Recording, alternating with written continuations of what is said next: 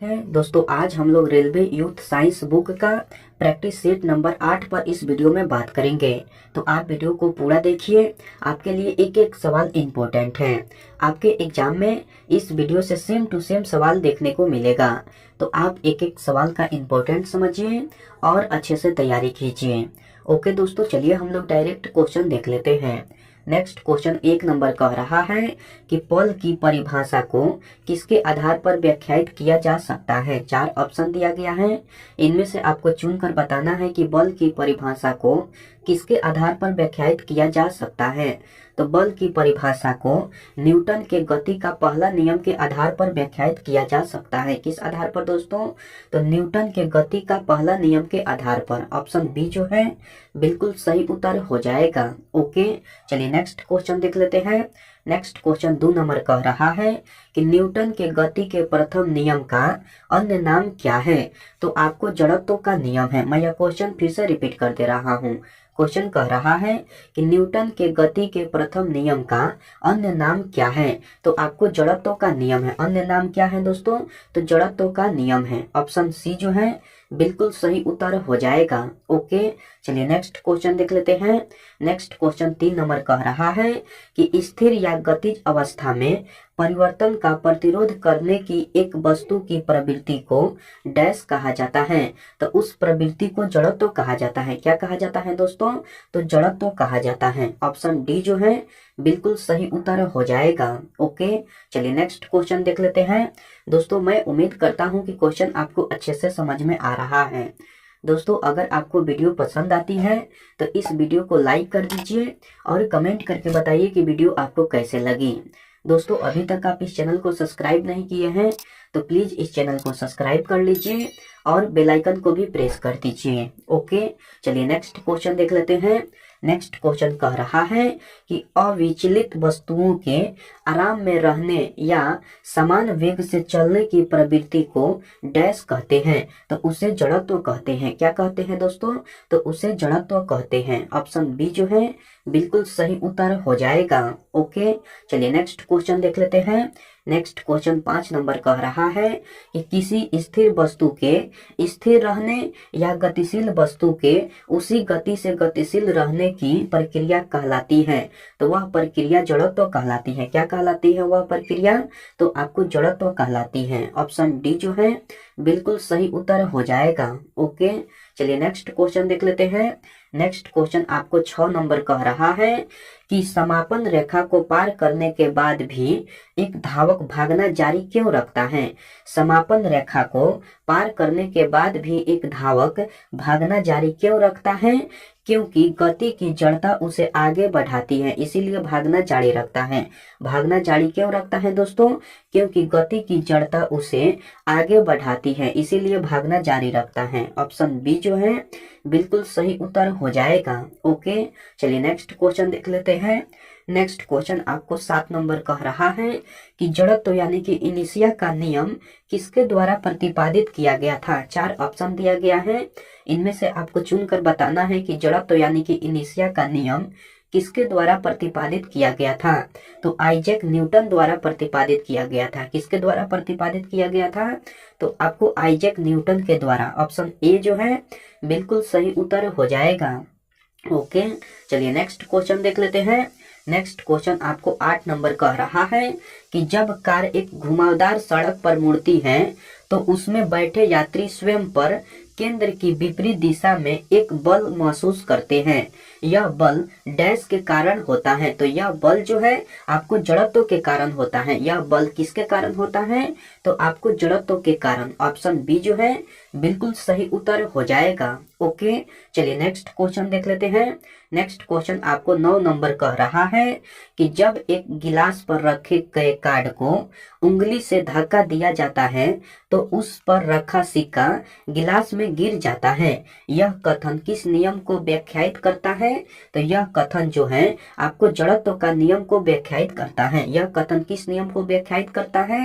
तो यह कथन जड़त्व का नियम को व्याख्यायित करता है। ऑप्शन बी जो है बिल्कुल सही उत्तर हो जाएगा। ओके, चलिए नेक्स्ट क्वेश्चन देख लेते हैं। नेक्स्ट क्वेश्चन 10 नंबर कह रहा है कि बल समीकरण में F बराबर होता है। तो बल समीकरण में F बराबर ma होता है। बल समीकरण में F बराबर होता है, तो बल समीकरण में F बराबर ma होता है। ऑप्शन ए जो है बिल्कुल सही उत्तर हो जाएगा। ओके, चलिए नेक्स्ट क्वेश्चन देख लेते हैं। नेक्स्ट क्वेश्चन 11 नंबर कह रहा है कि निम्नलिखित में से कौन सी भौतिक इकाई एक वस्तु की स्थिर या एक समान गतिशील स्थिति को बदलती है या बदलने का प्रयास करती है? तो बल करती है। कौन करती है दोस्तों? तो बल करती है। ऑप्शन सी जो है बिल्कुल सही उत्तर हो जाएगा। ओके, चलिए नेक्स्ट क्वेश्चन देख लेते हैं। नेक्स्ट क्वेश्चन कह रहा है कि निम्नलिखित में से कौन सा प्राकृतिक में कभी अकेले नहीं होता है? 4 ऑप्शन दिया गया है, इनमें से आपको चुनकर बताना है कि कौन सा प्राकृतिक में कभी अकेले नहीं होता है। तो बल जो है प्राकृतिक में कभी अकेले नहीं होता है। कौन नहीं होता है दोस्तों? तो बल नहीं होता है। ऑप्शन बी जो है बिल्कुल सही उत्तर हो जाएगा। ओके, चलिए नेक्स्ट क्वेश्चन देख लेते हैं। नेक्स्ट क्वेश्चन आपको 13 नंबर कह रहा है कि बल बराबर होता है। बल किसके बराबर होता है? तो बल बराबर होता है द्रव्यमान गुने त्वरण के। बल बराबर होता है तो आपको द्रव्यमान गुने त्वरण के बराबर होता है। ऑप्शन ए जो है बिल्कुल सही उत्तर हो जाएगा। ओके, चलिए नेक्स्ट क्वेश्चन देख लेते हैं। नेक्स्ट क्वेश्चन कह रहा है कि आपको द्रव्यमान गुने त्वरण बराबर होता है। द्रव्यमान गुने त्वरण किसके बराबर होता है? तो आपको बल के बराबर होता है। ऑप्शन ए जो है बिल्कुल सही उत्तर हो जाएगा। ओके, चलिए नेक्स्ट क्वेश्चन देख लेते हैं। नेक्स्ट क्वेश्चन आपको 15 नंबर कह रहा है कि प्रति बल का प्रभाव निम्नलिखित में से किस पर निर्भर करता है? 4 ऑप्शन दिया गया है, इनमें से आपको चुनकर बताना है कि प्रति बल का प्रभाव निम्नलिखित में से किस पर निर्भर करता है। तो आपको क्षेत्रफल पर निर्भर करता है। प्रति बल का प्रभाव जो है आपको क्षेत्रफल पर निर्भर करता है। ऑप्शन डी जो है बिल्कुल सही उत्तर हो जाएगा। ओके, चलिए नेक्स्ट क्वेश्चन देख लेते हैं।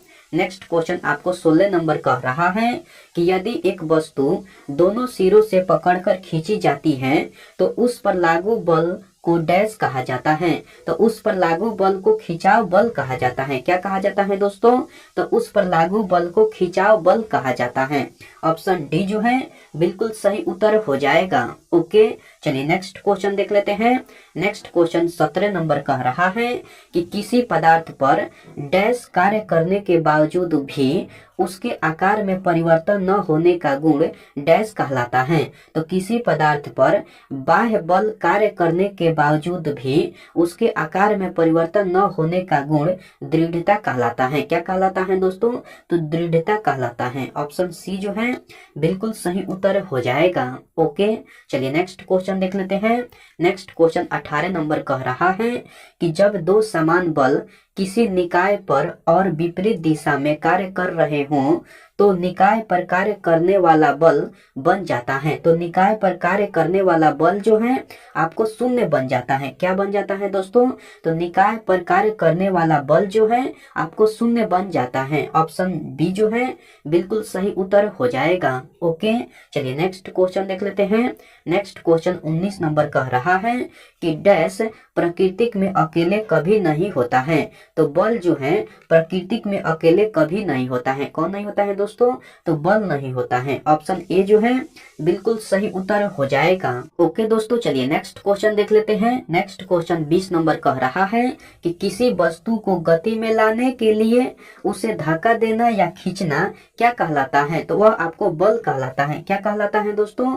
तो बल कहलाता है। ऑप्शन बी जो है बिल्कुल सही उत्तर हो जाएगा। ओके, चलिए नेक्स्ट क्वेश्चन देख लेते हैं। नेक्स्ट क्वेश्चन आपको 21 नंबर कह रहा है कि दो पिंडों के बीच बल सदैव डैश होता है। तो दो पिंडों के बीच बल सदैव समान और विपरीत दिशा में प्रयुक्त होते हैं। मैं यह क्वेश्चन फिर से रिपीट कर दे रहा हूँ। क्वेश्चन कह रहा है कि दो पिंडों के बीच बल सदैव डैश होते हैं। तो दो पिंडों के बीच बल सदैव समान और विपरीत दिशा में प्रयुक्त होते हैं। ऑप्शन ए जो है बिल्कुल सही उत्तर हो जाएगा। ओके, चलिए नेक्स्ट क्वेश्चन देख लेते हैं। नेक्स्ट क्वेश्चन 22 नंबर कह रहा है कि डैश दो वस्तुओं के मध्य परस्पर क्रिया होती है। तो आपको बल जो है दो वस्तुओं के मध्य परस्पर क्रिया होती है। कौन होती है दोस्तों? तो बल जो है दो वस्तुओं के मध्य परस्पर क्रिया होती है। ऑप्शन डी जो है बिल्कुल सही उत्तर हो जाएगा। ओके, चलिए नेक्स्ट क्वेश्चन देख लेते हैं। नेक्स्ट क्वेश्चन कह रहा है कि ठोस सतह द्वारा किसी भी वस्तु पर सामान्य दिशा में लगाए गए बल को क्या कहते हैं? तो सामान्य बल कहते हैं। क्या कहते हैं उसे? तो सामान्य बल कहते हैं। ऑप्शन ए जो है बिल्कुल सही उत्तर हो जाएगा। ओके, चलिए नेक्स्ट क्वेश्चन देख लेते हैं। नेक्स्ट क्वेश्चन 24 नंबर कह रहा है कि खींचने का एक उदाहरण है। 4 ऑप्शन दिया गया है, इनमें से आपको चुनकर बताना है कि कौन खींचने का एक उदाहरण है। तो ध्वज फहराना जो है आपको खींचने का एक उदाहरण है। कौन है दोस्तों?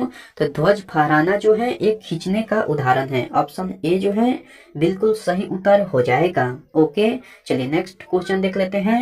नेक्स्ट क्वेश्चन 25 नंबर कह रहा है कि सभी बलों में होता है। सभी बलों में क्या होता है? तो परिणाम और दिशा दोनों होता है। सभी बलों में परिणाम और दिशा दोनों होता है। ऑप्शन ए जो है बिल्कुल सही उत्तर हो जाएगा। ओके, आज का प्रैक्टिस सेट में इतना ही सवाल था। मैं उम्मीद करता हूँ कि पूरे क्वेश्चन आपको अच्छे से समझ में आ गया होगा। दोस्तों, अगर आपको सारे सवाल अच्छे से समझ में नहीं आया है तो आप इस वीडियो को फिर से देखिए। आपके लिए एक एक सवाल इम्पोर्टेंट है। आपके एग्जाम में इस वीडियो से सेम टू सेम सवाल देखने को मिलेगा। तो आप एक एक सवाल का इम्पोर्टेंट समझिए और अच्छे से तैयारी कीजिए। ओके, मैं आपसे नेक्स्ट प्रैक्टिस सेट में मिलता हूँ। तब तक के लिए टेक केयर दोस्तों एंड बाय।